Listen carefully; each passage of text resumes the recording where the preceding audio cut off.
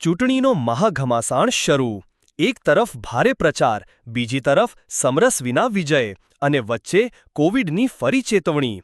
શું છે ગુજરાતની 5 બધી મોટા સમાચાર? જુઓ આ ખાસ રિપોર્ટ જનતા ન્યૂઝ પર. વિસાવદર અને કડી પેટાચૂંટણીઓનો પારો ચડી રહ્યો છે.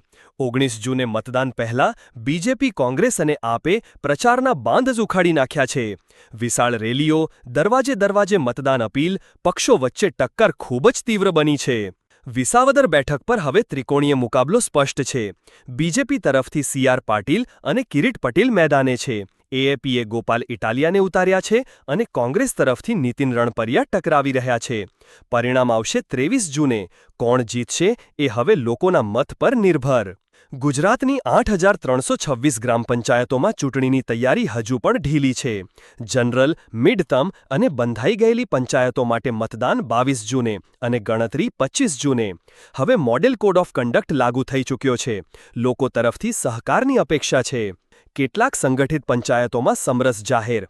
કેન્દ્રીય ગુજરાતમાં અનેક ગ્રામ પંચાયતોમાં કોઈ ઉમેદવાર જ સામે ન આવતા તરત જ વિજય જાહેર.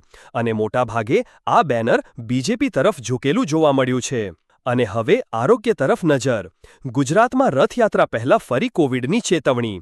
હાલ 1,227 સક્રિય કેસ. આરોગ્ય મંત્રી ઋષિકેશ પટેલે કહ્યું છે કે લોકડાઉનની જરૂર નથી, પણ લોકોએ ચેતવણી સાથે વ્યવહાર કરવો જોઈએ. ચોકસી જ બચાવ છે. તો હવે પ્રશ્ન એ છે, વિસાવદર અને કડીમાં કોણ જીતશે? તમારું મત કોણ તરફ છે? બીજેપી, કોંગ્રેસ કે AAP? અને શું ફરી કોવિડના કેસો વધે તો સરકાર લોચો લાવશે? નીચે કોમેન્ટમાં તમારું મંતવ્યો જરૂર જણાવો. આવો જ ગુજરાતના સચોટ અપડેટ્સ માટે જનતા ન્યૂઝને સબસ્ક્રાઇબ કરો, વિડીયોને લાઇક કરો અને મિત્રો સાથે શેર કરવાનું ન ભૂલતા.